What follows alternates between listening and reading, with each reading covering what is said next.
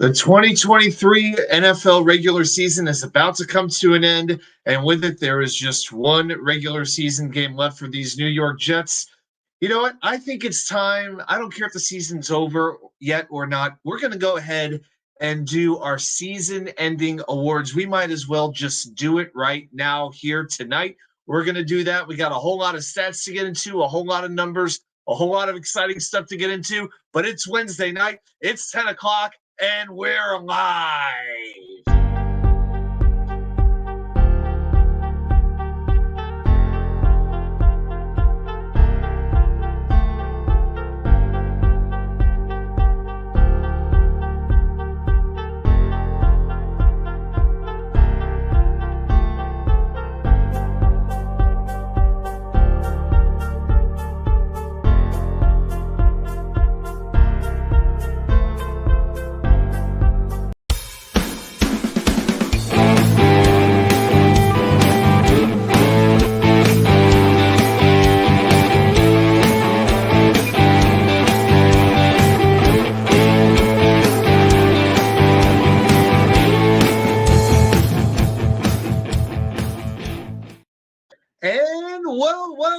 And welcome back to New York Sports WickerMedia. I'm Walk2K99. Thank you, as always, for taking the time to watch these videos. And we are back for episode number 24 of the Wednesday Night Live Extravaganza. And after, I guess, this week, it's going to take a little bit of a change. Who knows what kind of content we'll be doing. Of course, it will be very Jet-focused, but we'll be getting all kinds of things. We'll be talking some NFL playoffs. We'll start to work our way into trying to learn about some of these draft prospects. You know, how is Joe Alt different from Fashunu or all these other guys? We're going to try to get into that a little bit as time goes on. But there's still another regular season game yet to go. A lot of Jets fans feeling pretty divided. I'm curious to see what people are going to say, on social media, what they're going to say in the chat right here tonight.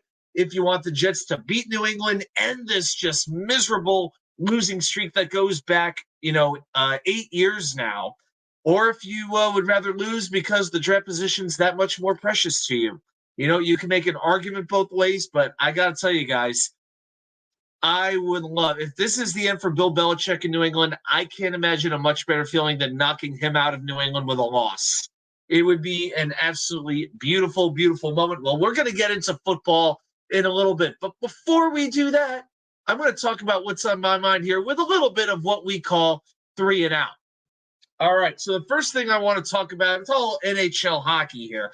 So I was in Raleigh, North Carolina for 2 days. In fact, I drove back this morning, and last night, because I don't know, maybe I just love to be punished. Maybe I love to suffer while others around me cheer.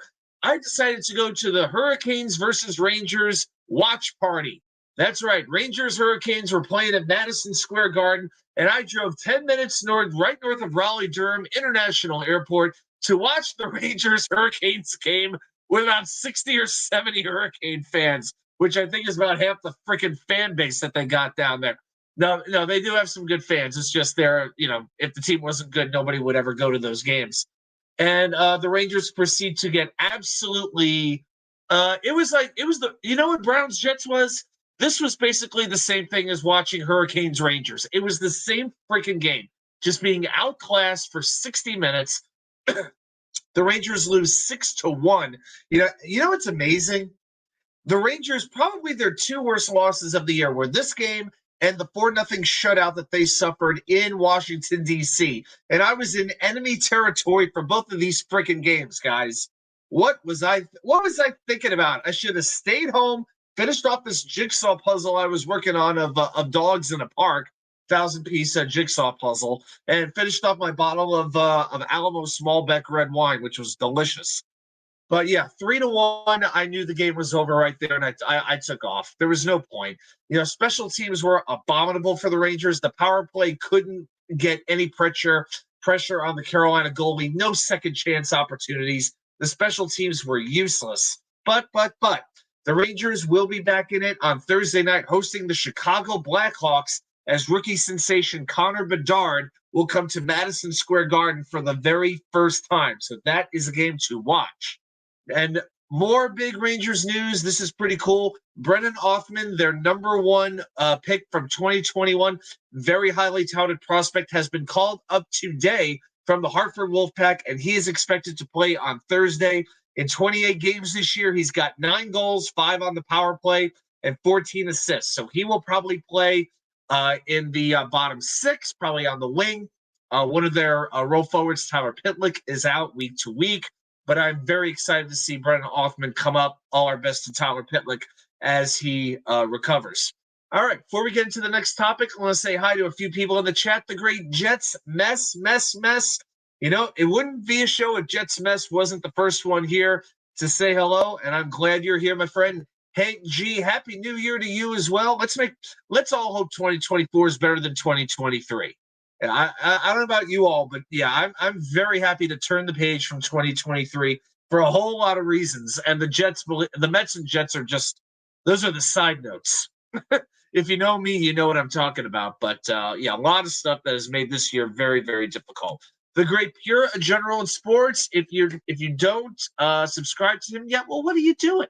Go check John out, and he just does a great channel. Live streams all kinds of games. Super welcoming of all fans, of all people. Really good dude. The fans do deserve an award. We deserve. You know what? The Jets fans should be the Ring of Honor. I know they got a Jets fans Hall of Fame, but you know the Jets took long enough to recognize their history. Didn't it take them 50 years to finally put up a banner for the Super Bowl? You know, the 1960. I feel like there was never anything there in any of the stadiums till a couple of years ago, right? So yeah, the Jets fans, Jet Nation, whatever you want to call us, yeah, we deserve our spot. Like the Seahawks have the 12 flag that flies, we deserve something kind of like that. Yeah, the patience, the loyalty that we have shown is absolutely crazy. Jets mess. We have a whole lot of nothing this season. Well, when we get into the awards a little bit later on tonight, we're going to take a look at that. By the way, we will be doing trivia, but since I was not able to do the show last week, since I was coming back from Arizona, I'm going to give you double the pleasure. That's right. We're going to do not one, but there it is. Not one, but 2 trivia questions later on tonight, plus the awards ceremony. So I'm really excited to get into all of that. Yes, Harlan, thank you. Just came over from Jets Chaos. Yeah, Jeremy, Nick, and I actually did a show Friday night. Who would have ever thought it would happen? But it happened, and it was fun. We spent about an hour just talking about fast food. And I gave the restaurant Portillo's about the biggest plug they could have ever wanted in their whole lives. You know, I sold that thing like it was nobody's business. But yeah, we had a fun show. Nick and I hung out for a little while after. We spun the wheel. We did the 100 random Jets wheel, and yeah, it turned out pretty well. Until we got at the very end, we got Quincy and Nunwa as our number 2. But yeah, we had a great time. We all do, Matt C. We all do. Yeah, it was a fun show. Yeah, it's, you know, you can't make it up when some guys do the show. You can tell right away if the connection works or if it doesn't. And you know, with guys like us, it does work. So, and yeah, when you have that, you know, be thankful for what you have while you have it, and then hopefully it'll keep on going. Speaking of Nick, yes, our Friday night party host. Yes, the king of peanut butter and banana shakes. He is here. Nick, hope you've had a great day. Glad you have stopped in. Hope your show went well tonight. Oh, yes, the raid is here. Uh-oh, raid, here we go. Well, Nick, then you made perfect timing because now I'm going to talk about the Knicks. diehard Nets fan is the proud New York Jets fan. Just going to make a couple quick notes about the Knicks. Then we'll get into the Giants. Then we'll talk about the Jets. We're going to leave the baseball out because there ain't shit going on right now. Oh, my God. We're getting overwhelmed here. This chat, what is going on? 2024. I think some people made some New Year's resolutions to check out all the different Jet shows. Look at this.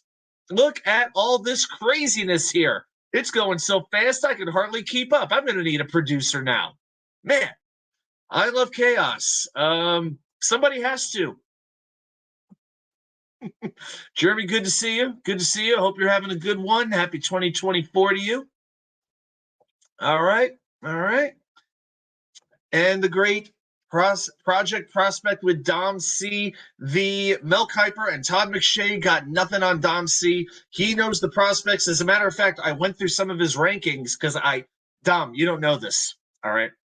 I kept some Microsoft Word documents and Excel spreadsheets, and I was going through those for a few minutes today just to see some of the rankings that we had back then to see, okay, where did we rank this player? Where did we rank that player? And just about everything was very, very spot on. The one thing I couldn't believe, I think, and please let me know, but I swear Joe Tittman was not ranked very highly on the interior offensive line. I know JMS was the number one center, but I don't think Tittman was rated very highly. But yeah, a lot of the other picks were I felt were pretty spot on. Looks like you had some good takes. So, but we're gonna have to review those a little bit more and see how they go. All right. I know you did. I know you did. We got the great Grandizer here. Oh, his Dolphins. Hey, Grandizer, how confident are you feeling for Sunday night against the Bills? It's going to be a heck of a challenge. Give me a heck of a challenge. You got David D. Good to see you as well. One of our very faithful regulars. Good to see him here. And the most positive Jets fan I know this side of Ira in Staten Island, Bo Dean. That's right. You have to say every cloud has a silver lining. Mo Dean is the cloud. That's pretty much what that comes down to. Man, I'm so glad we have such a lively, excited chat here. This is friggin' fantastic. But one quick thing. So let's get into one or two other things here with the 3 and out. So with the Knicks, the OJ Anunoby trade. I was not too sure about that trade. I'll be honest with you. When you're trading for another player whose first name is Precious, how much confidence can you really have in the player, right?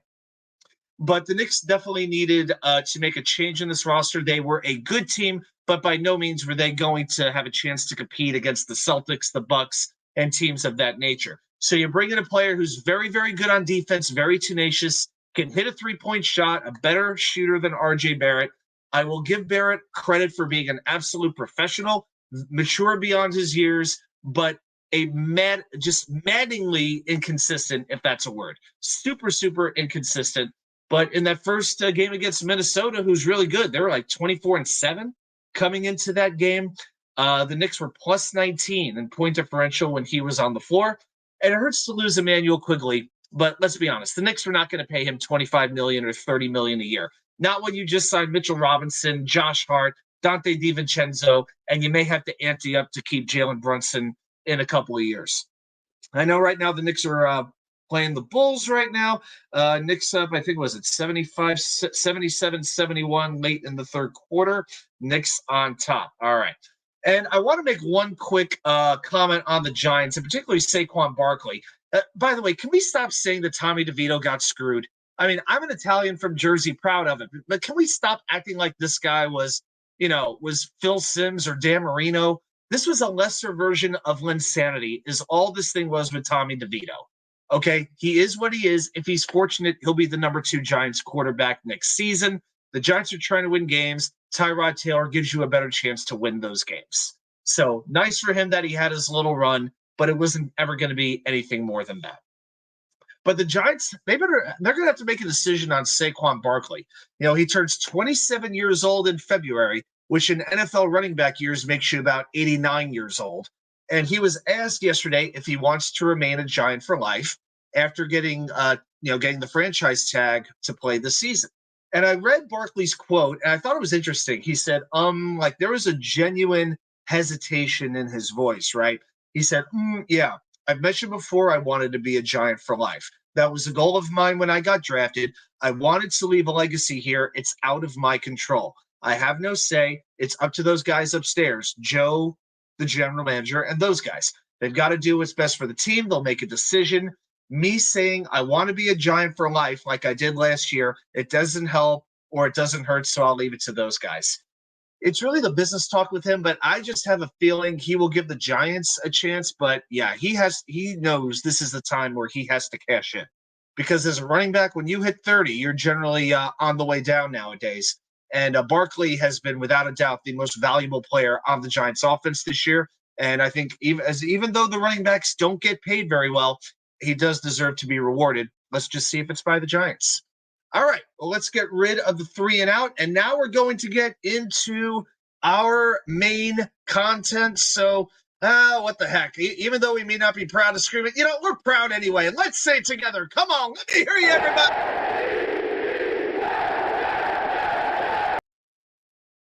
All right, so let's get into some New York Jets talk. And first, we're going to start with some DVOA numbers. That's right. I'm doing like the Frankie from Flatbush thing, except my beard is not as impressive, and sadly, my voice is not quite as deep. But if we look at where this team is, not much change overall over the last 2 weeks. Offense still dead last, no change. The defense ranked 3rd overall still, ranked only behind Cleveland and behind Baltimore, 2 pretty good defenses to be ranked behind. I mean, the Jets still have a better DVOA on defense than, say, San Francisco, Dallas, Buffalo. You name any of those teams, the Jets are ranked better than them. Special teams, they are currently 5th. They are down 1 spot. Overall, the Jets are the 26th ranked team in terms of DVOA. The only teams ranked below them are the Patriots, the Falcons, the Commanders, the Cardinals, the Panthers, and the Giants are dead last at 32. All right, so that is where that is as far as the DVOA goes. Yeah, now there's certain things that we do every week. I'm going to run through some of them, going to go through them a little bit faster than what I normally would because it's the last week of the season. So looking at the snaps against Cleveland. So we had 73 snaps on offense. Want to say a quick hello to the great Thomas Fitzpatrick, big Patriot fan. He actually asked me about 10 minutes ago if Trevor Siemian is going to be seeing ghosts this week. And I said, this is not a rookie quarterback. He's not going to be seeing ghosts. The problem is he's not a very talented quarterback either. But Fitzy over at his channel is live streaming the Capitals Devils game. So if you're into hockey, you might want to check his stuff out. Fitzy, isn't it a little bit past your bedtime? Just kidding. All right, 73 snaps. Breece Hall, 52 of those snaps. He got a lot of playing time, pretty much his highest percentage all year. Israel Abanikanda, 19 snaps. Nick Bawden still got his usual 6 or so snaps. Very rare that he gets to double digits. Now, tight end I thought was a little bit interesting. Tyler Conklin, 58 snaps, and Kenny Aboa, 25. So the Jets did not use 2 tight ends. Basically, it was 1 tight end per snap on average. Almost. There were a couple snaps where they were both on the field, but they just used the 2. Sadly, my guy down here in the Old Dominion University country, Zach Kuntz, did not see the field, but the Virginia Jets fans club, who I'm representing tonight with my shirt, we are all hoping that we get some Kuntz action this Sunday in Foxborough.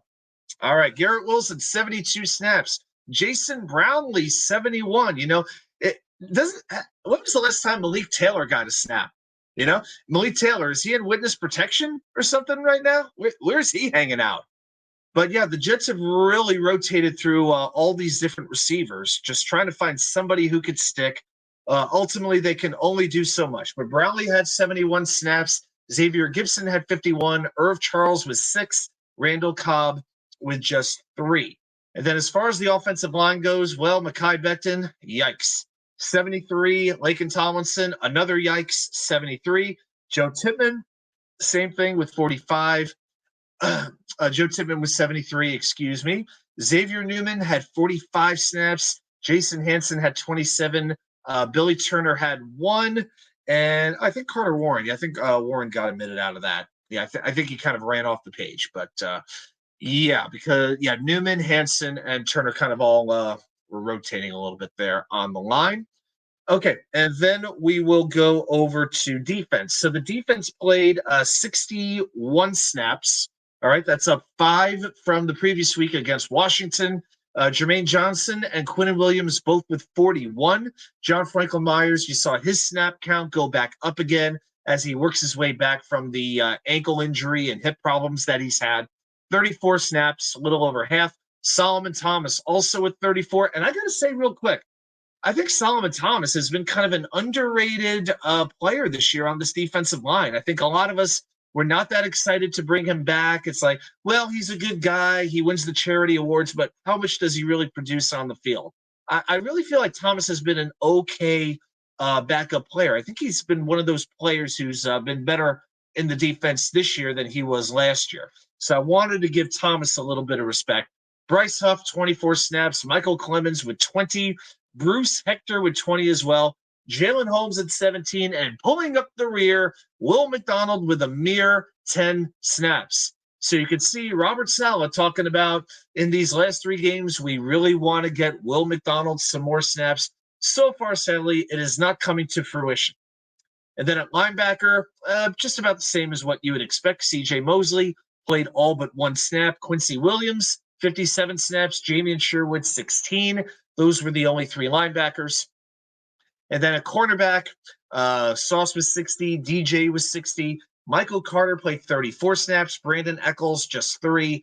And then at safety, Whitehead and Adams played all but 1 snap. And the only other safety to get any time was Ashton Davis, who played 9 snaps. It'll be very interesting if the Jets try to bring him back because I'm pretty confident, Jordan Whitehead is going to be gone after the season. And maybe the Jets have the confidence that Davis can step into a starting role. It's a risky proposition, but it is one way to maybe save a little money so you can pour some more resources into that offense, which sorely needs it. Okay. All right. So let's see. Yeah. The chat. Yeah. The chat's still having some fun here. Yep. Harlan Israel's snap count definitely did increase, and that's a good thing. Hey, I guess that means he's figured out pass protection. That's the only thing that could really mean, right? Oh my gosh, but it is interesting. Michael Carter leaves, starts to play pretty well. It will be interesting to see what Dalvin Cook will do, where he will go. But he is free to sign with just about any team, and it's going to be pretty fascinating. It would be kind of fun, not that it's ever going to happen, but it would be fun if he went to maybe say the what would it be? It wouldn't be the Bear. The Bears against the. Yeah, maybe the Lions would sign him and they play the Vikings. I don't know. That'd be kind of interesting, but I don't know. Jets chaos with some thoughts on the Knicks. I'm beginning to think the Knicks may have made an okay trade, quickly hurt, but we needed size. Yeah, I think at this point, initially you tend to hold on to your own players, especially the guys you drafted. If you're going to give them up, you want to get something really, really big. But when you take a step back, I think it's a trade that benefits both teams. The Knicks needed better defense. They needed some outs. They needed, they have guards, but you also wanted a wing who could shoot a little bit. But it's really that perimeter defense that they needed in the worst way, and definitely a backup power forward. Precious can give them that, and Malachi White, I believe his name is. He is working his way back from injury. We'll see what he has to bring as well. All right, it is now 88-83 Knicks. Yeah, I got to admit, every time the Knicks play the Bulls, even though the rivalry's been over forever, I get just like a little extra tingling in my fingers, Yeah, as somebody who lived in Chicago for 20 years, who dealt with the last half of the Bulls dynasty, I always get a little bit extra hype when the Knicks play the Bulls. It's just some things some things just don't get over. Some rivalries you don't get over even when it's not, a rivalry anymore, per se. All right. Well, I wanted to bring out a few other numbers here. In particular, pressure. I wanted to kind of look at the offensive line and the defensive line here. Okay. So the first thing we're going to look at, and this is from the ESPN Analytics website. So if we look, first we're going to look at the defense. So the pass rush win rate. The Jets have had a pass rush win rate of 39%. If you can believe it, that's only 21st in the league. Okay, the Jets are actually around a little lower than average when it comes to the sack numbers. Now, a lot of that, there's a couple reasons for that. Number one, the opponent is running the ball on them a lot. And when you're trailing as often as the Jets are, you're not in a whole lot of situations where, the other team is throwing the ball and you can let the pass rush go. See, the Jets had a formula to win. Get up early on offense with Aaron Rodgers and let the defense absolutely tee up on the opposing offense. Rodgers goes down. We know what happened.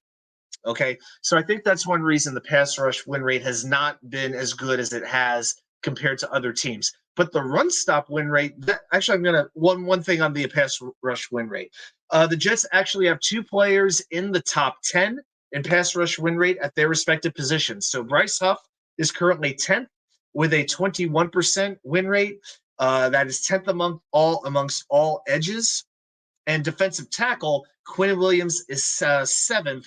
Actually, he is actually tied for 6th. He is actually tied, believe it or not, of all people, Quinn Williams is tied on pass rush win rate with ex-Jet Sheldon Rankins. Both have a 15% pass rush win rate. Wow, cool.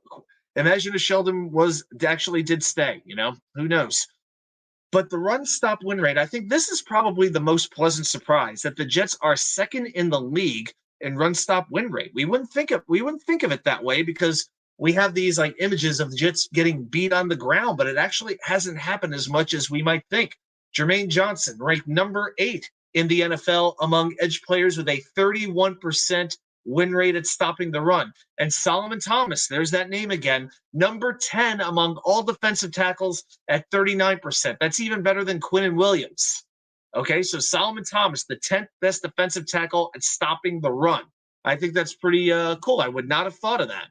We got the great Wild Wave here. What's up, dude? Glad you are here tonight, my friend. Hank G, here, I still believe that they drafted Will McDonald with the idea that he would replace Bryce Huff, and then they didn't expect Huff to have this good of a season. So now they have a very, very interesting decision to make, because I don't think the Jets are going to, I think they're going to have a couple of defensive linemen change. Carl Lawson certainly gone. JFM, I think, is going to be an interesting decision for them to make. I could see JFM going. Not sure off the top of my head how much money that would save. But if they think if JJ can keep doing what he's doing, then maybe that's a player that you can lose and maybe find somebody else to sort of develop.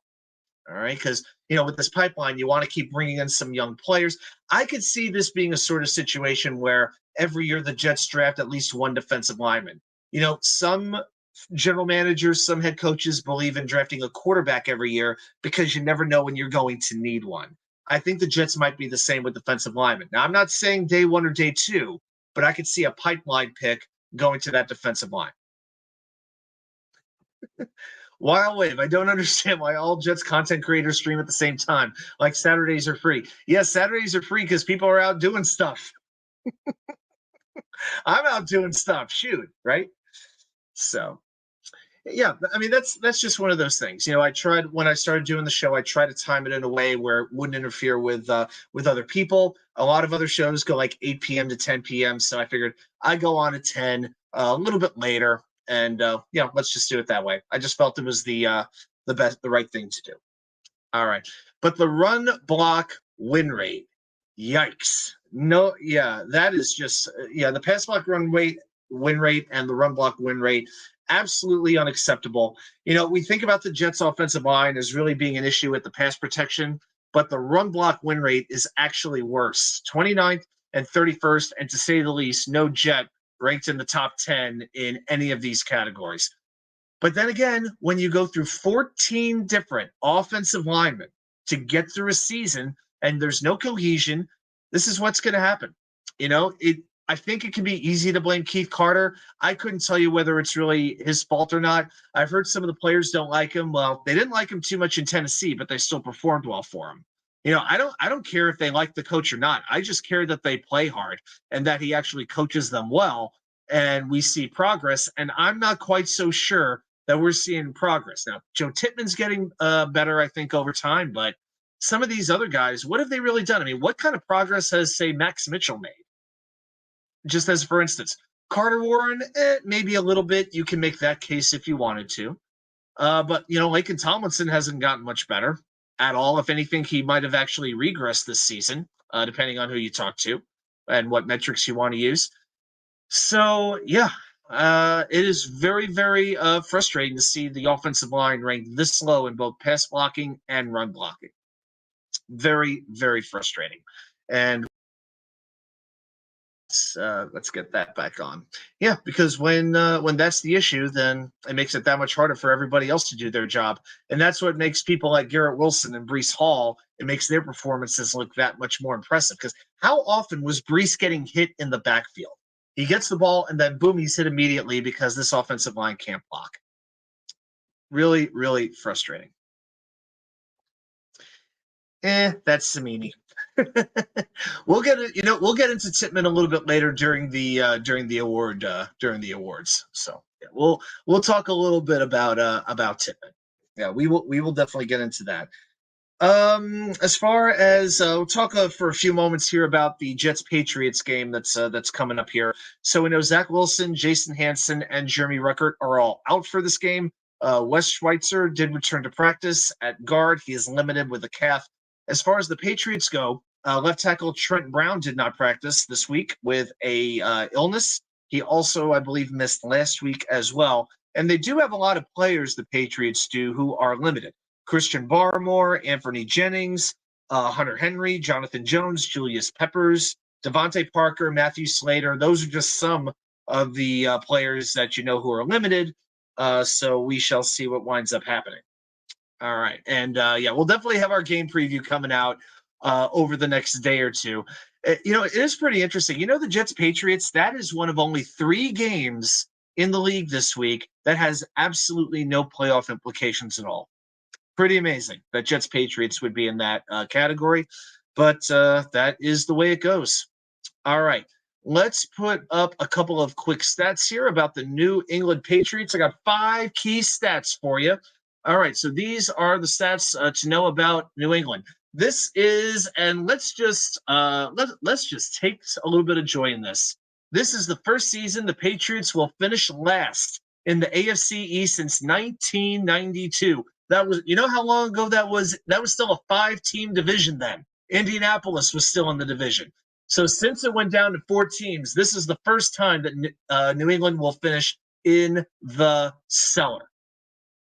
Nick wants to ask, trivia or a wheel or both? Okay, so we will do trivia later tonight. We're not going to do the wheel tonight. We will do 2 trivia questions later on because we didn't have a chance to do it last week. And we will be doing our Jets Awards ceremony as well. That's coming up in just a little bit here.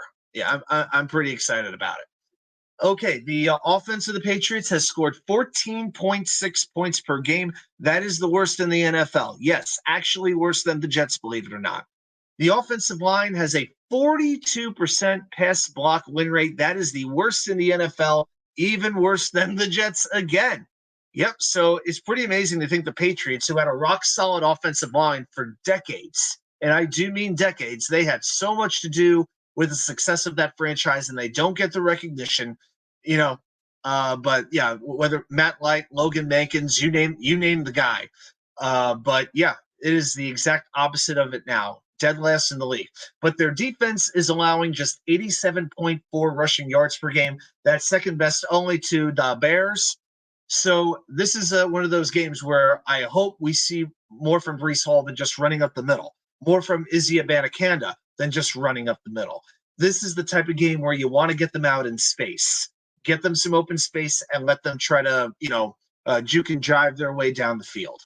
And also, when it comes to special teams, this could be a close game, and there might be some bad weather. There could be some snow, so kicking might come into play here. But their rookie 4th-round pick, Chad Ryland, has made only 7 of 14 field goals from 40 yards and up. Yeah, he is not making anybody forget about Adam Vinatieri or Steven Gostkowski, even Nick Folk or Randy Bullock, for crying out loud. So Chad Ryland, that looks like a very, very questionable 4th-round pick, making only half of his field goals from 40 yards and above. All right. So those are a couple of stats to know about the Patriots. And, of course, we will be doing the game preview video. Look for that to drop probably Friday, most likely. Friday afternoon, Friday night, or Saturday morning. Okay, now let's get into a little bit of Tankathon action. What? Yep, here we go. Time for our Tankathon slides. Man, when all this crap is over next week, I don't know what I'm going to do for slides anymore. All right, so we're going to look at the standings here. Now, we know Carolina has clinched the worst record in the league. That pick, of course, will go to the Bears. Okay, and then after that, you've got 3 teams at 4-12. You've got Washington, New England, and Arizona. Washington right now, if they lose, then they are all but certain to be the number 2 pick because they have a easier strength of schedule. Well, actually, you know what? That could change because Washington does have a very difficult game against Dallas to finish it off, and the Patriots face the Jets. So yeah, actually, if the Patriots were to lose and Washington were to, do you really think Washington's beating Dallas? No, I'm not too worried about it. Yeah. New England could conceivably get to 2, but it's very, very unlikely. And then you've got Arizona at 4-12. I got to tell you, I thought Jonathan Gannon would be done in 1 year. I felt he was going to be a terrible head coach, but you got to give him credit. You know, Arizona plays hard, and the fact that they beat Philadelphia in Philadelphia, pretty freaking impressive. Pretty freaking impressive. I can't bust his chops about that. And then we go to the 5-11 teams. Remember, the Jets are the only team that has a 6-10 record. Okay, so we got the Giants, the Chargers, and the Titans all at 5-11. You got the Giants with a 5-11 strength of schedule, the Chargers at 5-26, and Tennessee right behind them at 5-29. So those are really, really close. I'll take a quick look over here at the Jets. So their strength of schedule is 5-07. All right, I'm going to take that back real quick. So 5-07. So if they finish tied with any of those teams, they will very, very likely pass them because the Jets face the worst opponent of any of those teams, right? The Giants play Philadelphia. I'm trying to remember all of it. Tennessee plays Jacksonville, and the Chargers play the Chiefs, right? So if the Jets can lose and any one of those teams win, the Jets will pass them in the draft standings. So we really want to root for the Giants, for the Chargers, and for the Titans. That's what we're looking at here. Okay. All right. Then the Jets, as we mentioned, are 6-10, and then you got 4 7-9 teams in the Falcons, the Bears, the Raiders, and the Vikings, and all of them have the same strength of schedule or an easier strength of schedule. So a win, and the Jets will likely slide down a couple of spots. But the likely scenario is they will be picking in the top 10. Okay, so that is kind of what is going on with Tankathon. So definitely the biggest teams to root for are the Giants, the Chargers, and the Titans. And as far as a rooting guide goes here, here's what we're looking at with the 5-11 teams: rooting for the Giants over the Eagles, the Chargers over the Chiefs, the Titans over the Jaguars. If one of those happens, personally, I would be pretty surprised. But you never know with the NFL. I mean, the Chiefs are locked into the number 3 seed, but do the Chargers have anything left? You know, do they care about winning, right? And then with the 7-9 teams, you're rooting for the Falcons over the Saints. That could happen, although the game is in New Orleans.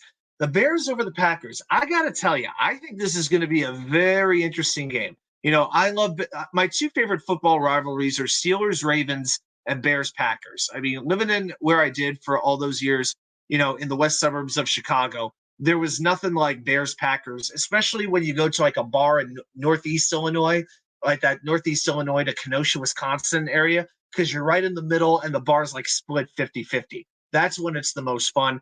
I actually have a feeling the Bears could win this game. The defense is looking good. Justin Fields is looking better. I could see the Packers losing the last game of the season for the 2nd straight year. It could happen. The Raiders over the Broncos, who knows what's going to happen? I mean, Aiden O'Connell against Jarrett Stidham, who knows there? The Vikings over the Lions. Well, the Lions are going to be at worst the number 3 seed, but they could be the number 2. The Vikings still have a chance, but it's a very, very thin chance, and they're an absolute mess of quarterback with Nick Mullins. So I don't know how confident you can be about the Vikings. And also for strength of schedule, okay? Where when it comes down to like, you know, common games and strength of schedule, things like that, want to root for the Bengals over the Browns because the Jets played the Browns, and the Colts over the Texans, all right, because the Jets played the Browns and the Texans. So those teams losing would help the Jets' strength of schedule situation. Okay, so those are kind of like the 9 games that can affect the Jets as far as the final pick. Okay. Wild Wave. I'm rooting for Washington, Arizona, and the Eagles. I want Washington to get the 4th pick. Okay. All right. Yeah, I mean, All right, Dan Snyder's not there anymore. I got no huge beef with Washington right now, but okay, all good. All good. So, all right. So that is kind of the rooting guide as far as Tankathon goes. All right, guys. It is, let's see, it is 10:40 right now. And now it is time for a very special feature. Okay. So you know what? I think we need to do something just a little bit different here. So let's see here. We are going to add in our 2023, and you know what? Let's make this the full screen. Yeah. I'm gonna drop myself down there a little bit. The 2023 New York Jets Awards, ladies and gentlemen. Welcome to the ceremony.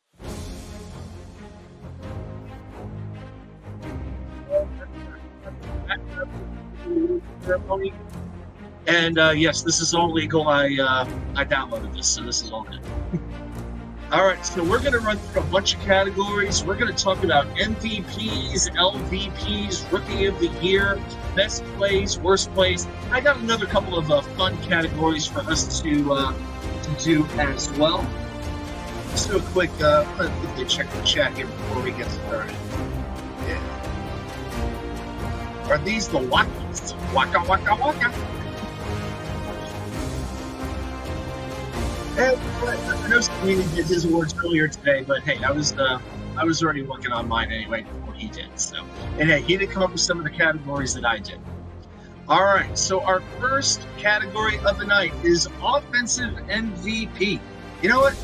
Let's have a little fun here, guys. I'm going to show you the category and put down in the chat who you would name for this particular award. Let's just have a little bit of fun with it. So, Jets fans, my friends in the chat, who is your offensive MVP for the 2023 New York Jets season? I know the offensive MVP is of the Jets. That's kind of like being the thinnest one at a Weight Watchers convention. It doesn't mean a whole lot. All right, yep. Nick says it's Breece Hall. Yeah, Modine says the Jets have no offense. Now the Jets do have a little bit of offense. Yeah, let's get my turn the music up just a little bit. There we go. Yeah, we just want the background music. Yeah, there we go. Yeah. And by the way, yeah, these awards are just like the old Chicago mayor races. You can vote as many times as you want. Yeah, the offensive MVP, yeah, we'll scroll through it. So it's got to be Breece Hall, right? So 816 yards. You know, maybe I should just take myself out. Let's see here.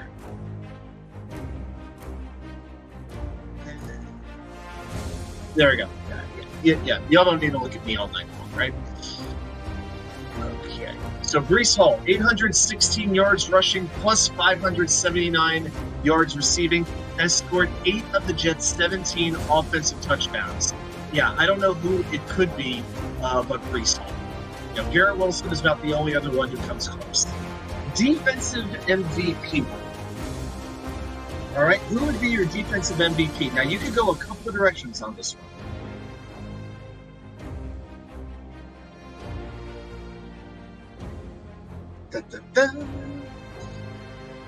All right, yep, okay.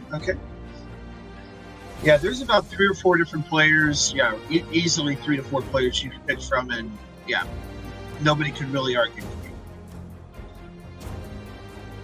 Yeah, I'm seeing Quinnen, I'm seeing Quincy, I'm seeing CJ. As long as he's not covering David Njoku, right? Jets Mess Morrison. Jets Mess, you know me well enough by now to know I'll get to the special teams. All right, my defensive MVP is going to be Quinnen Williams, 6th in pass rush win rate among defensive tackles, a team high, 18 quarterback hits, 9 sacks, 3.5 tackles for a loss. So for me, even though the numbers may not be there quite as gaudy as they were last year, I think Quinnen, without him, what would this defensive line be, especially on the interior? It would be towards the bottom. I'm not going to say the worst, but if all you had been Quentin Jefferson and Al Woods and Solomon Thomas, you know, there's not a whole lot of dynamic playmaking. Okay, so I'm going with Quinnen for my defensive MVP. But And then there's the other side, the offensive LVP, the least valuable player on offense. And no, Modine, if you're here, no, this will not be a 15-way tie, okay?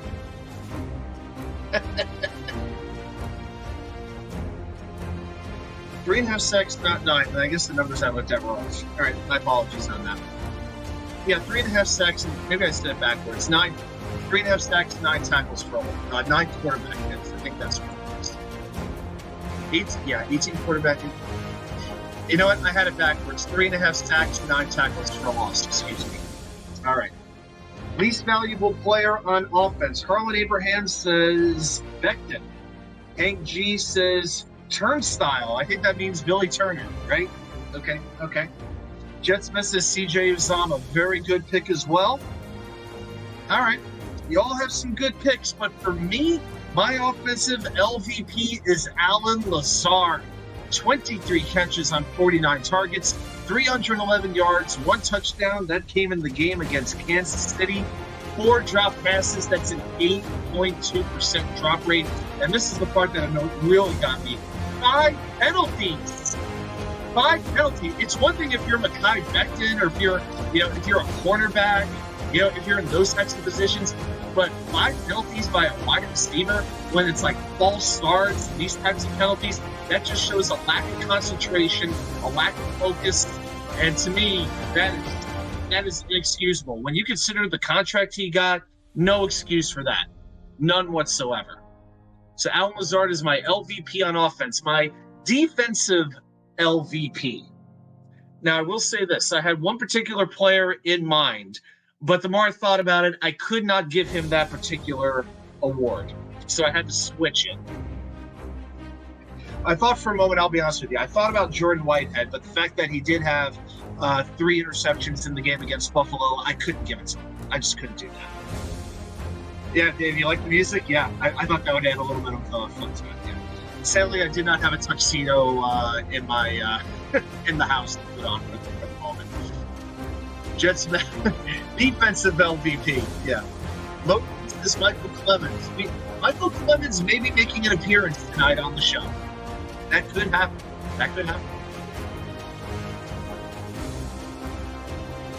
Okay. All right, my defensive least valuable player is going to be Carl Lawson. Yep, Hank G only played 6 games, 2 solo tackles, no sacks, no quarterback hits, and has become a regular inactive player. Nick said Jamie Sherwood. I gotta say, I like Sherwood. I feel like he's just a guy. Okay player, nothing overly great, nothing overly bad. Like I haven't watched like a play this year and said, damn, if only Sherwood had been a little faster, if only he reacted, Sherwood really hurt the team. I've never really had that thought, So no, I don't really have any issues with Sherwood. Again, I thought about Jordan Whitehead, but he did have a couple of very, very positive games, even though his tackling, in my mind, has fallen off this year. And hopefully we will not have to see him anymore as a Jet after this week. But yeah, Lawson, when you factor in the contract, and again, injuries have a lot to do with this, and it's unfortunate because if he didn't tear his Achilles, I think he would have been a very, very valuable player for the Jets. But, sometimes that does happen. Jet Smith wants me to lower the music a little more. Okay. There we go. Yep, I can lower it without a problem. No worries. All right, slide number 10. All right, our next award is going to be for the best free agent signing of the 2023 off season. Best free agent. Who's that going to be?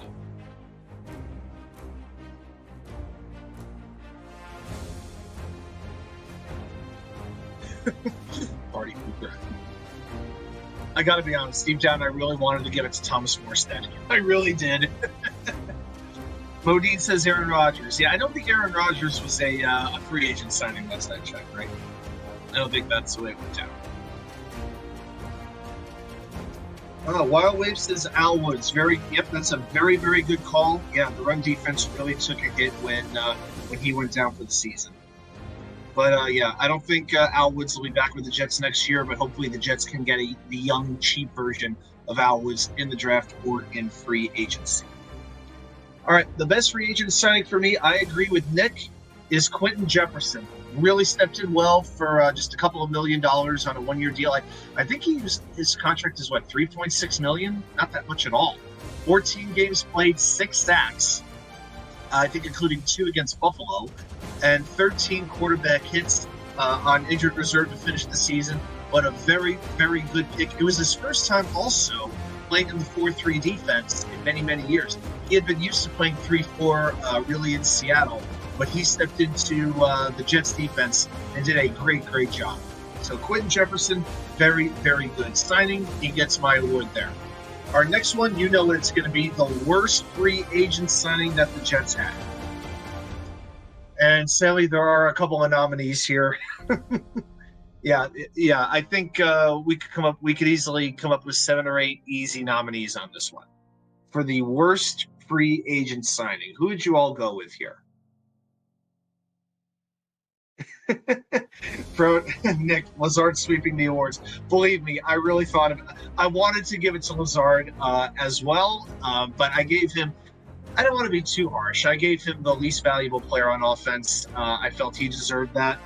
But I decided not to. I could make this a tie with Lazard and this other player, but I decided not to. I decided to give the award to Alan Lazard again. No. Actually, you know what? I think I would actually give it to Dalvin Cook also for as little as he did. So I would go Lazard, but on further thought, I think I'd also have to give it to Cook for just a very, very disappointing signing. Never had, I think, more than 9 carries in a single game. No touchdowns as well. So yeah, I think Cook and Lazard, they could be like a tie for that award. Okay, most improved player on the Jets this season.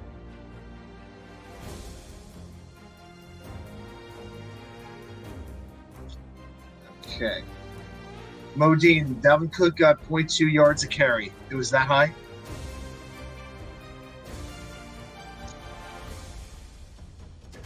Wild Wave says, yep, Quincy Williams, great show. Yeah, I got to say, Quincy, I did not know he was going to make that kind of a jump this year. Yeah, especially for the contract that they got him on, like 3 years, $6 million a year. What a great contract. Yeah, nothing short of fantastic. But, okay, I don't see the player who I decided to go with here. My most improved player is going to be Jermaine Johnson. 16 games played, 15 quarterback hits, 6.5 sacks. Of that, I'm certain. 8th in run stop win rate, which we referred to earlier. Throw in the pick 6 against Cleveland. Should have had another touchdown, but we won't go there. But JJ, after having kind of, an okay rookie year, had a few moments, had a few flashes, he emerged as one of the most used defensive linemen. There have been many games when he had the most snaps of any Jets defensive lineman. More than JFM, more than Quinnen, more than you name the guy. So JJ has really, really picked his game up this year. Yeah. So I'm very glad that Joe Douglas came up to get him in the draft. Jermaine Johnson is my most improved Jet. Most disappointing Jet. Oh, now I actually remember. Yeah, so Lazard actually did win both awards. Least valuable player and worst free agent signing. Both of those are Alan Lazard. But most disappointing player, Modine says Aaron Rodgers. Yeah, Aaron Rodgers wins every award for Modine. Yeah, the great free agent signing that he was.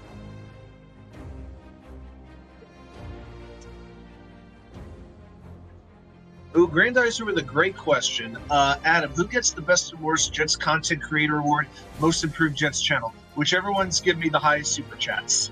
That's who gets my vote. All right, Wild Wave says Lazard. Nick says Lazard again. David D says Mekhi Becton. I really thought about Becton, but I did give it to Dalvin Cook. Just because, the reason I gave this to Cook, actually I'm going to take the ticker off here for a minute so I want to make sure everybody can see it. $11 million. I believe he is the highest or second highest paid running back in the league. Okay. Had the 2 fumbles, 15 catches for 78 yards, 67 carries, for 214 yards, no touchdowns. I'm not sure. Yeah, he didn't have 42 yards. Okay, a little bit of that. But Cook, considering he was coming off 3 consecutive Pro Bowl seasons, I would have to call that a bigger disappointment than Becton, considering his history, considering his pedigree.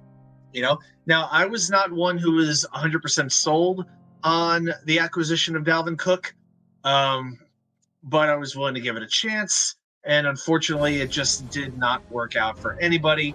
Let's see where he can. Let's good luck to him wherever he may go from here. But yeah, Cook to me would be the most disappointing player.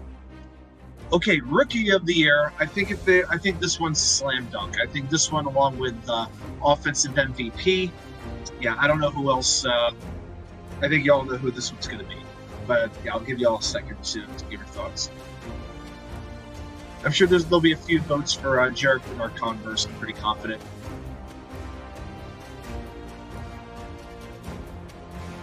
Yeah. Yep. Okay. Yep. It's definitely Joe Tippett. 15 games played for the second round pick from Wisconsin. Allowed 1 sack and 11 pressures. Played right guard and center. So yeah, it's interesting, Nick, that you mentioned a moment ago about Cimini, that he has these low rankings. But then you look at these other places, you can find these numbers, which are very, very positive. 1 sack allowed and 11 pressures. So it seems like if there's, you could grade an offensive lineman 10 ways and they'll give you 10 different results. So, but I choose to believe in the positive for Joe Tippett. I believe in Joe Tippett. Okay, we just got a couple more here, just a few more. The most reliable Jet.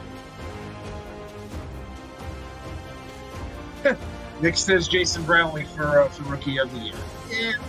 And most reliable Jet. And I mean that in a good way, by the way. Yeah, I'm not talking about like Alan Lazard to be reliably horrible. Don Stee says Greg the Leg. Mo Dean says Greg the Leg. Okay. Nick says CJ. Is that Mosley or Uzama? You have to specify your CJs, David D says Greg Z as well. Yep, no argument from me. Greg Zuerlein, 32 of 34 field goals made, 94%.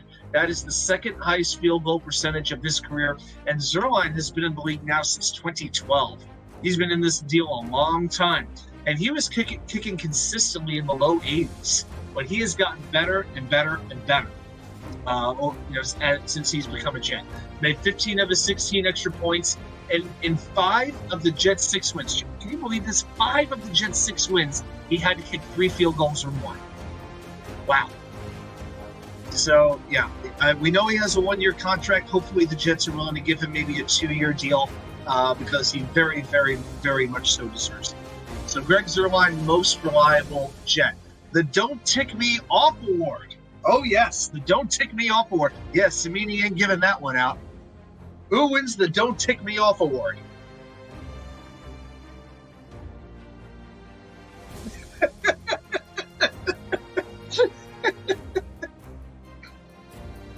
Oh my gosh! I wanted to call this the Fan Engagement Award, to be honest, but then I had to broaden it a little bit. Yes, it is most definitely Michael Clemens, and Deion Dawkins and the Cleveland Browns fans did vote for this. So. Michael Clemens, yes, the Don't Tick Me Off Award. Congratulations to number 72. Get back in the yoga studio and lose a little bit of weight.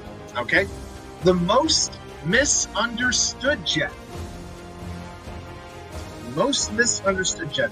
And after this, we've got 2 more. It'll be best play and worst play. So we're almost to the end of our awards ceremony tonight, guys. All right, the most misperceived, misunderstood Jet. Oh, Modine says Zach Wilson. Okay. Nick says Aaron Rodgers. Well, you know what? By the way, screw Jimmy Kimmel. I'd just like to say that. Screw Jimmy Kimmel. Wild Wave and David Debo say, yeah, a lot of people saying Aaron Rodgers. That's a fair way to look at it. Hadn't really thought of it that way, but I definitely see your points. Okay. I actually went with Will McDonald, the first-round pick, 15th overall, and there have been articles saying, did the Jets screw up in making this pick? Connor Hughes has talked about it. The U Stadium, whenever knuckleheads run that account, they've made the same case. But McDonald, he was just stuck in a rough spot behind a very deep defensive line roster. Played 15% of all defensive snaps, recorded 2.5 sacks, but you still see the exposure. Remember, he blocked a field goal earlier this year.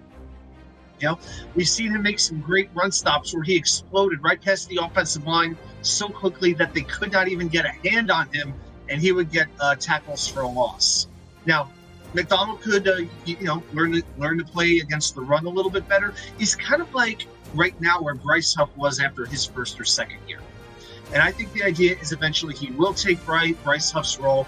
I don't think he's ready to do it yet, but I still have a lot of confidence in Will McDonald and in his future with the Jets. Not that they should have done when Jigbo was available, but it is what it is, and I think the Jets do have a piece for the future. I'm glad you like the music, Nick. I actually can use this legally anytime I want.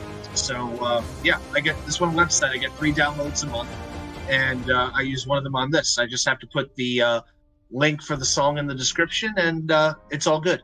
And I don't have to deal with any copyright flags. So it's pretty cool. Yeah, I thought this was good awards ceremony music. A little bit of NFL awards. It met somewhere in the middle, right? All right, so I put Will McDonald as my most misunderstood Jet. Now, here we go. The top 5 best plays. So here's what I'm going to ask you all to do. Put in, and I've asked a couple guys. I've asked Nick. I've asked Dom about this. I've talked to them. And let me know what your most memorable play is from the Jets season that was a positive play. We'll go the other way in a moment. But let me know what your favorite play was this season for the Jets.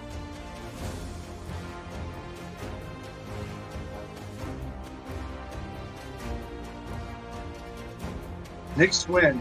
All right, nice. Always good when the Knicks beat the Bulls. Wild Wave says the Gibson punt return. Yep, Modine. Yep, agrees. Yep, the punt return. I know. I think Nick has said. Grandizer 12 says Ashton Davis for the most misunderstood Jet. I think people are starting to have a little bit of a better perspective on him. But here's the thing: Ashton really didn't play defense last year. He has this year. I think Davis has taken a pretty notable step forward. And the fact that, here's one thing I can say about Ashton Davis. I can't say that about everybody in the secondary. When a quarterback throws the ball and it hits Davis in the hands, he actually holds on to the ball. I can't always say that about Sauce Gardner or Michael Carter or these kinds of guys. Got C.J. Mosley, Quincy Williams, God bless him. But Davis may have the best hands on the team. Got better hands than Alan Lazard, that's for damn sure. Wild Wave, Adams interception against the Eagles. Hey, gee, the Thomas Morstead punts against the Giants. The rain didn't hurt. All right, so here is what I've got. I've got my top 5. My number 5 was the Garrett Wilson touchdown catch against Buffalo over Trey White. If you remember that short pass that Wilson threw when Wilson had to completely contort his body to make that catch, I think that was to tie the game at 13-all. Fantastic catch. Number 4 was the Tony Adams interception against Philadelphia when he took it back. That was with 2 minutes left in the game. The Jets were up 14-12, and he returned the ball 45 yards, and then Breece Hall runs it in for the touchdown. My number 3 was the Bryce Hall scoop and score against Denver. So the Jets are up 3 with 41 seconds left. Quincy gets around the edge of the offensive line, takes down Russell Wilson, and the ball is just going straight to the sideline. But Bryce Hall, who barely played up until that point in that season, is there in position, manages to pick the ball up before it's going out of bounds, and he takes it back to the house, 38 yards, and the Jets put that game away. Number 2 is the Breece Hall touchdown against the Giants. 50-yard touchdown, dodged 5 tackles along the way. That turned out to be about the last really high moment of the season, was that win against the Giants. After that, it was never truly the same. And number 1, yes, it's the Xavier Gibson walk-off punt return in overtime. It was 65 yards. Chaz Surratt with a key block, for which I believe he got unceremoniously fined. Ashton Davis, Bryce Hall, Justin Hardy all had key blocks on that as well. All right, those are our top 5 best plays. Now on to the worst plays. Top 5 worst plays, and then after we do this, we'll have maybe guys. I think I should leave this music up. I think we'll leave this music up for the trivia. This might be some good trivia music. Yeah, I think we can. I think we can do that. There we go. All right, top 5 worst plays. So I think most of us will agree on what the worst play was of the season. But I'm curious to see what everybody else has to say here in the chat. Thanks again, everybody, for coming by and hanging out with me tonight. I really do appreciate it. All right, Mo Dean goes with the Hail Mary or the Fail Mary. Nick says pretty much every offensive play this year. That seems about right.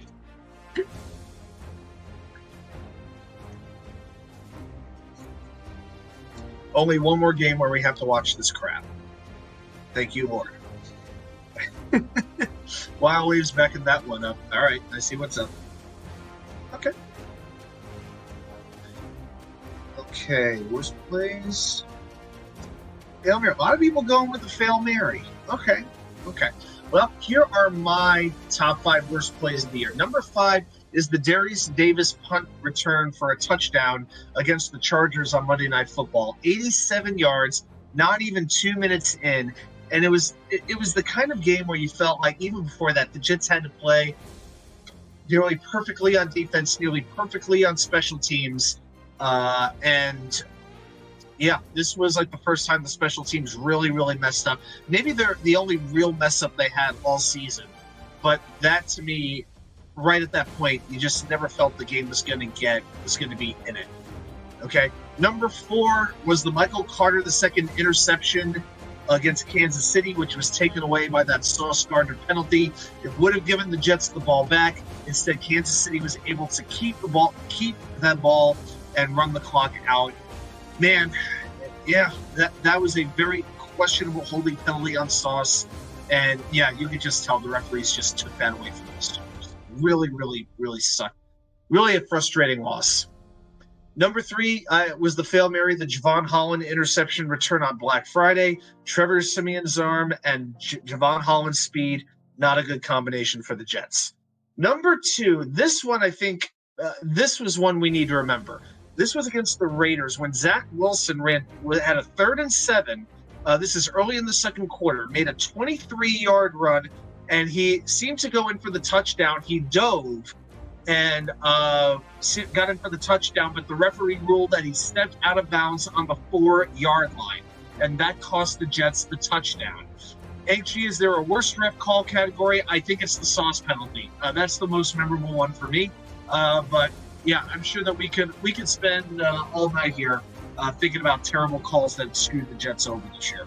Remember, it had been, 2 years that they went without getting a roughing the passer call in their favor. Nick, if you'll let me finish. Nick, shut up. I'm just getting there. You're on page 12. I'm on page 11. But on the next play, Brees was running for a touchdown. CJ Uzama, Nick's offensive MVP, gets a holding call, and the Jets have to settle for a field goal. And that allowed the Raiders to come back in the game. And number 1, what else could it be but the 4th offensive play of the game?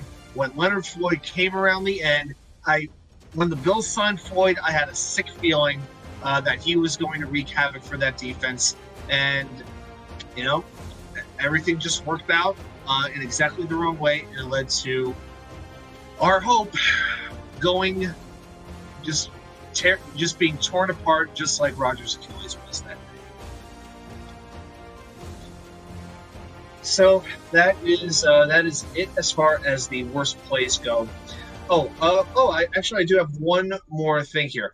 We're gonna grade the 4 units. Four more things we're gonna do. So what is your grade for the offense? Harlan Abraham, how about the holding on Johnson versus the Chiefs? When JJ was being held. Oh, okay. Yeah, it took me a second to remember. I remember the Sauce penalty a little bit better, but I do remember, have that somewhere in the back of my mind. Yeah, too. Yep, Hank G says F. It is, yeah. Yep. Nick says D-.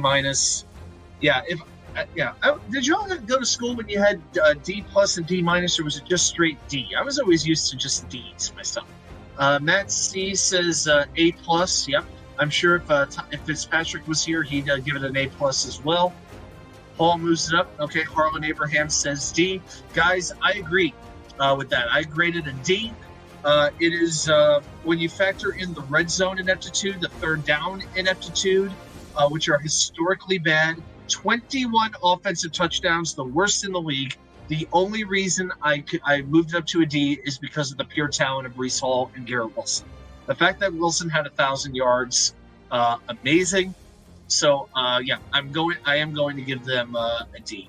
The you could say offensive line injuries, that certainly had a lot to do with it. But still, the play calling too many times was not acceptable. Way too many penalties, and a lot of pre-snap penalties too. So, well, again, I gave you my reasons why I made it a D. If you believe in D minus, I'd give it a D minus. But for Breece and Garrett, that's the one reason why I would take it. I would take it there. That's the only reason. The defense grade. How about the defense? Where are we going to grade the defense here? This is going to be interesting.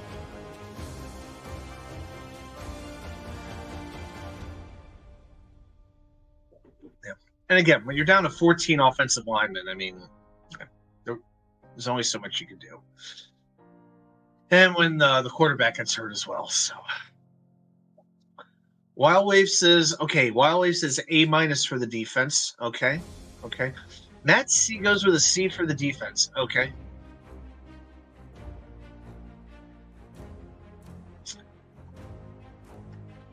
Modine goes with a B. Okay. Modine always has the negative curve. Yeah. It's always like one spot. Yeah, a little bit less. That's okay. Nick, A minus, but it was an A before the Cleveland game. I think that's pretty fair. I gave it a B plus. They are third in DVOA. They did a better job taking the ball away with 25 takeaways, much better than last year. They're only 17th in sacks, but like we talked about, a lot of that is because the other teams are running the ball on them quite a bit. Yeah. I mean, they certainly made some impact plays, but I feel like over the last week or two, they've just had a few games where they really got gashed, like the Miami game, the Cleveland game. The fact that you allowed 300 yards from Joe Flacco basically in the first half of the game without Amari Cooper, come on. So I'm going to give I'm going to give them a B plus for this. All right. Of course, we got to do a special teams grade, right? All right, special teams grade. What do we think here? We'll do special teams, then we'll do coaching, and then we'll do the trivia for the night. Because I really want you, K99. You're really making this great special teams. Yes, I am. Oh, we got some variety here. A, B, B minus, A, C. We're a little bit all over the map here with the special teams. Okay. Well, I can tell you they're fifth right now in DVOA. I believe it was fifth. Hank G, too many returns. Well, they allowed one return touchdown, the one against the Chargers. That was the only one. And then you have to factor in the Gibson touchdown against the Bills. That does mean something. Well, what I actually gave them an A minus. When you factor in Morstead, how good he was, Zerline, how good he was, I thought the coverage was good this year, but keeping in mind that they lost Justin Hardy for a while, Brandon Eccles for a while, Kenny Yeboah missed nearly the whole season. They really were missing several gunners to the point where they had to put in Irv Charles. And, he was trying to he struggled to really find his way. He had good moments, but he had moments where he just did not know what he was doing. But considering how good Zerline and Morstead were, I would put them in the A range, and I would give them an A minus. I took it down a grade because of the return touchdown that they did give up. So A minus for me on the special teams. And I felt this was the best photo to use here with Morstead and Zerline. What other photo could it be? And finally, this is going to be interesting, the coaching grade. Now, with that, I'm including Sala, Hackett, Ulbrich, and Brad Boyer. So I'm including the three coordinators and the head coach with the coaching grade. So let's see what we have to say as far as the coaching. Matt C. Matt, what school did you go to? I don't know what school it was, but you all had some interesting teachers when it came out to giving grades. Has anybody in their life got an F plus? Anybody got an F plus in anything? Harlan goes with an F. Okay. Hank G goes C minus. Modine goes with a D. Okay.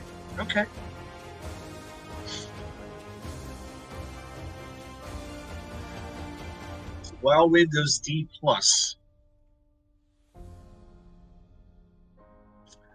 Nick says, okay, C+. D and specials bring it up, and not losing the locker room on a disappointing year matters. Well, at least not until the last 2 weeks. Positive vibes only. Wild Wave goes C. Okay. My grade is a C-. Okay. One of the reasons what's really bothering me is that Robert Saleh still has some of the same issues. I don't care about what he does in a press conference. I don't care if he's yelling on the sideline. I don't care if he's a statue on the sideline. But you still see the penalties. 123 penalties, that's the most in the league. And I think 52 of them are pre-snap penalties. That's a lack of discipline. That's a lack of focus, lack of attention to detail. That's a problem. Okay? So then, when you factor in the slow starts, the Jets had, up until the Washington game, one touchdown in the first quarter all season. No good. Too slow, and this goes on Hackett. Too slow to adjust in terms of formations. Not using motion, not using multiple tight ends. Player personnel. When we had to see C.J. Uzomah play over Jeremy Ruckert for forever. Dalvin Cook getting the time that he got. Alan Lazard getting the time that he got. So I have to take that down. But then when you look at the defense, as well as they played, and the way that some of these players did develop, like Jermaine Johnson, those types of guys. Tony Adams, that's another player that I don't know if we think about too much, but Adams really took a pretty big step forward this year. Okay, so you got to give credit to the defensive coaches on that one. Okay, Michael Carter, maybe Michael Carter II, maybe the best slot corner in football. And then if you look at the special teams, Zerline's kicking the best that he has ever kicked in his career. Morstead's looking really good as well. So, yeah, and the Jets have had some blocks. They've had some impact plays, on the special teams. Field goal blocks. Well, sometimes the fake punts have worked, but sometimes they have, sometimes they haven't. So for me, I would rate the overall step as a little bit less than average. But yeah, D and special teams definitely bring it up. If I was giving Saleh a grade, I'd probably go D. It would take a lot for me to go to an F. And that's only because the team did play hard for him for a while.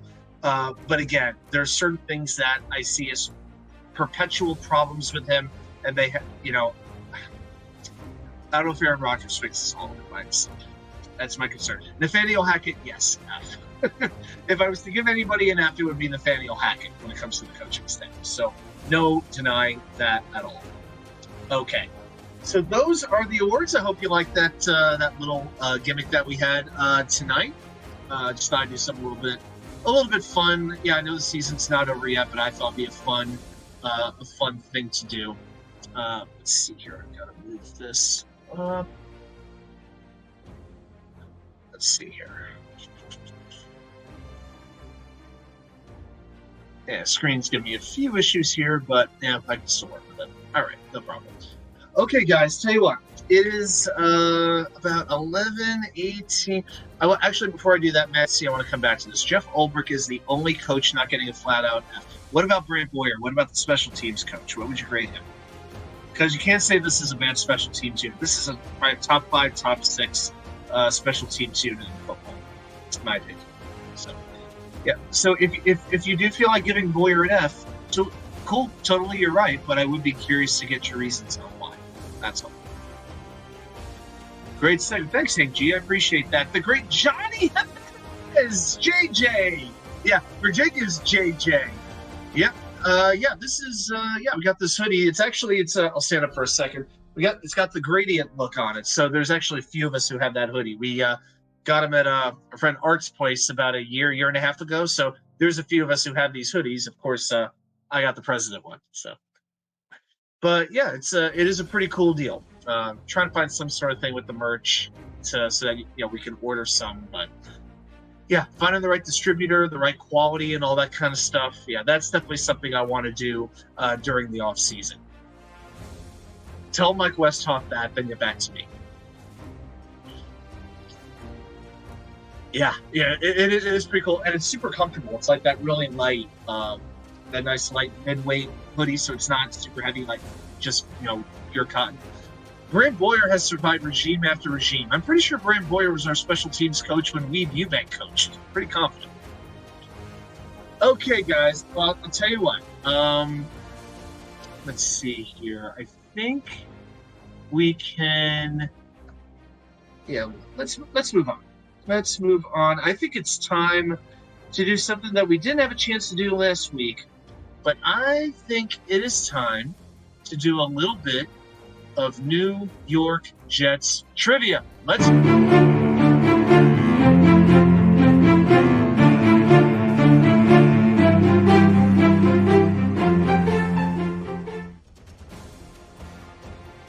All right. Yeah, I think we're going to leave the music on for a little bit. I think this works well for the trivia. Then we'll kill it afterwards. So, all right. So we're going to do two questions tonight. We're going to do a question about the Cleveland Browns and also a question about the New England Patriots and the history that both of those teams have with the Jets. So just take me 1 second here. I got to pull the. Just got to pull the my clock up. Okay, there we go. All right, so let's add our trivia to the stage. The Jets. Okay, there we go. So here is your question for tonight. The first question. The Jets' lone overtime win over Cleveland was November 14, 2010. Pretty memorable game. The Ryan Bowl. Name the 3 Jets who had sacks in that game. I believe the Cleveland quarterback was Colt McCoy that game. Oh, thanks for the compliment, man. Thanks, Nick. I appreciate that. Hey, Johnny, I want to give him a higher grade, but the fact they gave up that punt return touchdown early against the Chargers, can't quite do it. A- I felt was enough. Okay, 3 Jets who had sacks in that game, and that was in 2010. All right, Matt C says Mo Wilk. No, it was not Mo Wilk. No. Johnny Jimenez says Bart Scott and Muhammad Wilkerson. No, neither of those are correct. The legend Calvin Pace. Calvin Pace. Is that a correct answer? It sure is. Uh-oh. Oh, it's looping. No problem. There we go. All right. I may have to hold off on the horns for a little bit. I have the music looping so that all of a sudden the bell was looping as well. So. All right, Calvin Pace. All right, so you got one. Matt C says Sheldon Richardson. No, that is not correct. Huawei, yep, Calvin Pace as well. Hank G says Darrelle Revis. No. Jet Smith says David Harris. No, not David Harris. Y'all coming in hard with the answers tonight. All right, Kerry Rhodes. No. Matt C goes with Jim Leonard. Not Jim Leonard either. Hank G says Antonio Cromartie. No, but his kids were there, all 12 of them. Nick says Jason Taylor. You got it. Jason Taylor is correct. So Jason Taylor is 1. Calvin Pace is 2. There is one other player. Johnny Jimenez thinks it's the Louisville Slugger. Calvin Pryor. No. I don't think Pryor was there. Pryor wasn't there in 2010. He came a little bit late. Matt C says maybe my least favorite Jet draft pick of all time, Kyle Wilson. No, definitely not Kyle Wilson. Kyle Wilson was allergic to the football. You could put Velcro. You could stick him all over his uniform and Velcro on the football. He still couldn't catch a ball. Revis, we already got that guess. Wildwave says Chris Jenkins. No, it is not Chris Jenkins. This player. Let's see if I can help you out. Let's see how we're doing on time. Got about 2 minutes. 2 minutes on the clock. I'm going to go for the 1 minute mark, then I'll give you a clue. I can tell you this. He was not a front 7 player. Definitely not a defensive lineman. Not a defensive lineman. Yeah, I think he played a few years with the Jets, this guy did, but kind of drifted around a little bit. But had a bit of a career. Bit of a nice little career. All right, so we got 2010. So we got Jason Taylor, Calvin Pace, and there's one other guy. Johnny Jimenez asked if he played nickel. No, I don't think he didn't play a lot of defense. Reed, Matt, which Reed? James Reed? Which I'm not sure which Reed. I'm sorry, Matt. Which help me with which Reed you're referring to. The guy's not named Reed. I'm just curious which one you're talking about.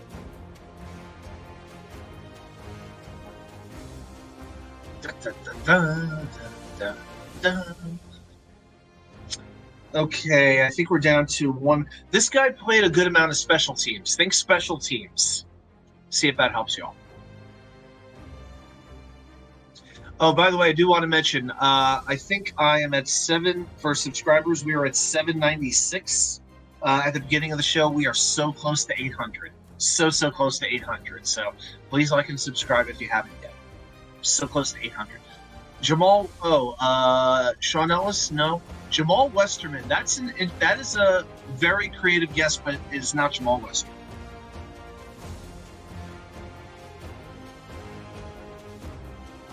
Okay, 10 seconds. All right, 4, 3. Oh my God! Wow. Johnny pulled that one out of nowhere. Johnny, I don't know if I hope you didn't look that one up, but even if you did, fantastic. It was James Ahedebo. Yep. I'll give you one extra bell for that one, man. That was very, very well done. Yep. James Ahedebo had a sack in that game. Yeah, very good. Yeah, very good special teams player. Very hard hitting as well. All right. So, yep, here's the correct answer slide. Taylor, Pace, and Ahedebo. Okay, guys, we'll do one more trivia question, and I think then we'll probably call it a night. Or if you want to hang for a bit and just chat about whatever's on your mind, yeah, I'll definitely hang out for a little bit. Okay, this is a good one, I think. Name the only 3 1998 New York Jets who were drafted by the New England Patriots. All right, so that team that went to the AFC Championship game, coached by Bill Parcells, who was there in New England, but only 3 Jets on that team were drafted by the Patriots. All right. Yep. That one's pretty straightforward. Curtis Martin. Yep. Johnny, Nick, David. Y'all got that one. Okay.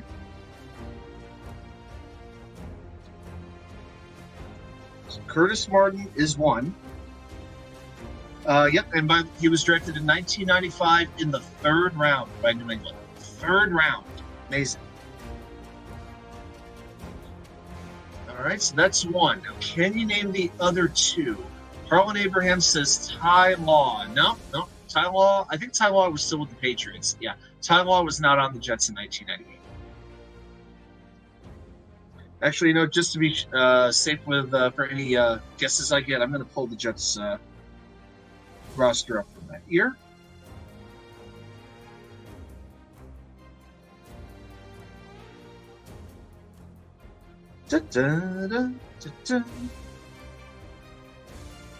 All right, roster and players. Want to make sure I've got.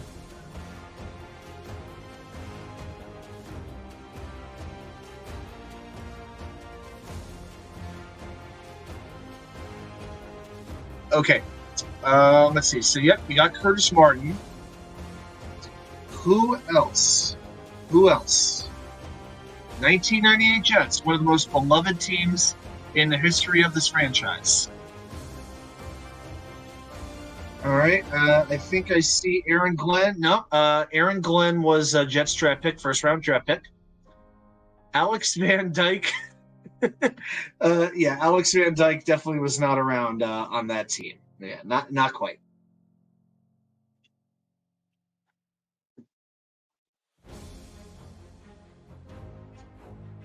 Okay. Time's about halfway up. 2 minutes and 30 seconds or so to go. Let's see what help I can give you here. Think defense. Try that. Yeah, this might be a tough question.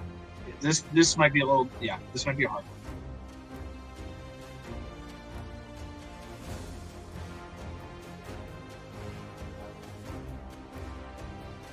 Okay, Jets Mess Mess says Brian Cox. Brian Cox was drafted by the Miami Dolphins back in 1991, so it's not Brian Cox. Damian Woody was with the Patriots. Matt C says, Pepper Johnson. Pepper Johnson. Pepper. I think he was a Giants draft pick, right? Yep, yeah. The Giants actually, there are actually a couple of Giants on that team. Yeah, Pepper was a Giants draft pick. Johnny, I knew somebody was going to guess this one. Otis Smith, believe it or not, my man Smith, was not drafted. Otis Smith was an undrafted free agent. Can you believe that? Yeah, it's true. Ray Lucas, I think Ray Lucas was undrafted out of Rutgers. Definitely think. So Nick, it's think defense, not offense.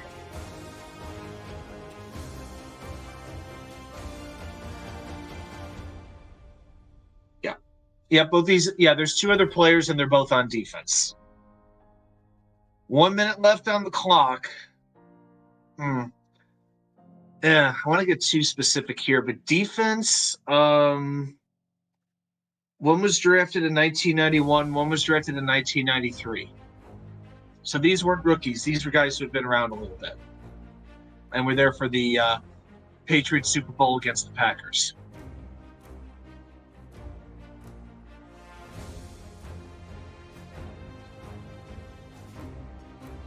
It is pretty amazing to think that there's only 3 Jets on that team who were drafted by the Patriots, because it felt like the teams were just exchanging players like coaches like crazy. But there's only 3 of them.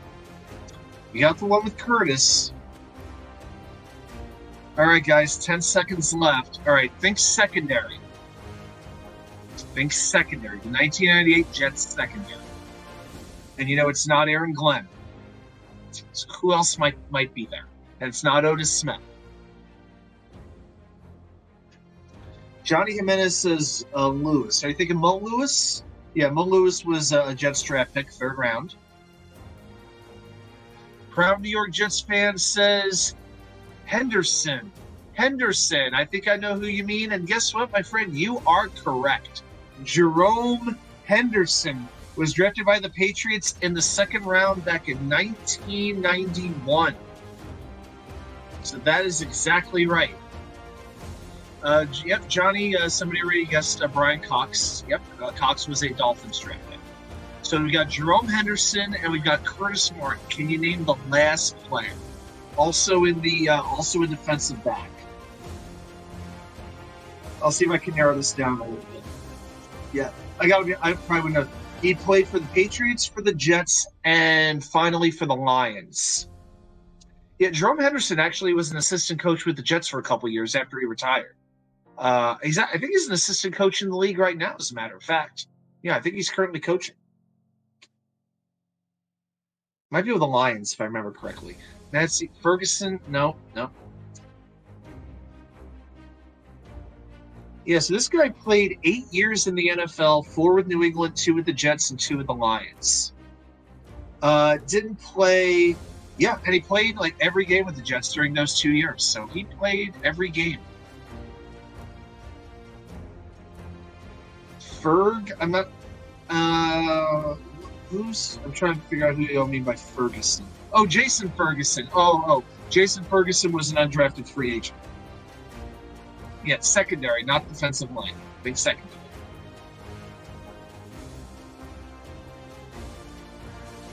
Jets Mess coming in with a $5 super chat. Thanks so much for that. I really do appreciate it. Thank you.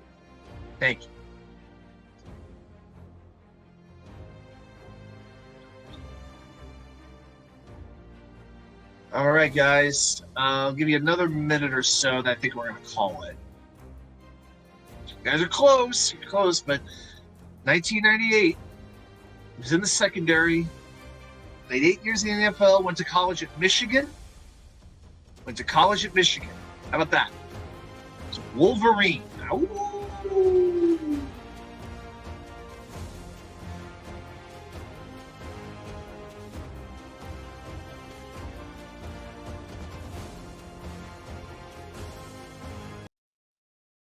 Okay.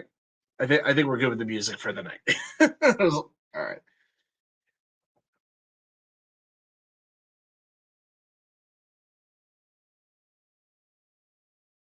All right, I'll make one more quick check on the comments. Yeah, I really held it out. I held out as long as I could for you.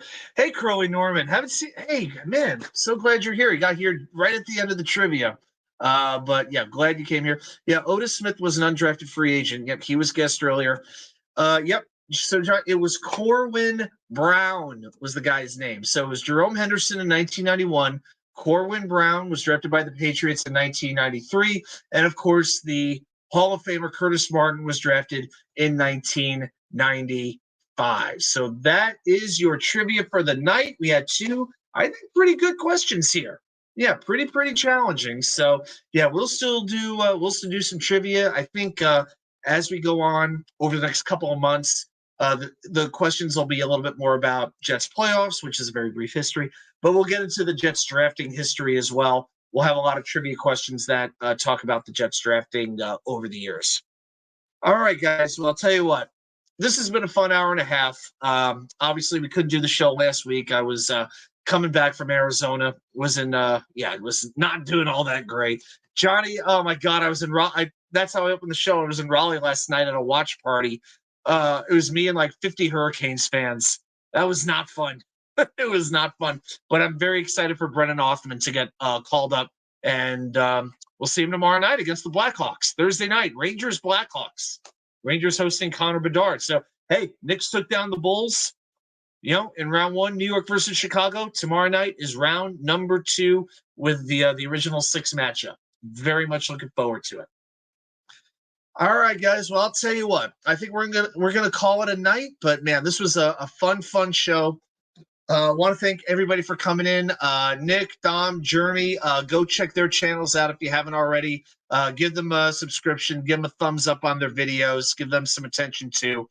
And you know what's coming up. We'll do one more round of confidence picks. Guys, I'm up to the 95.9% tile. Doing really well. So I want to end it as well as I can this week.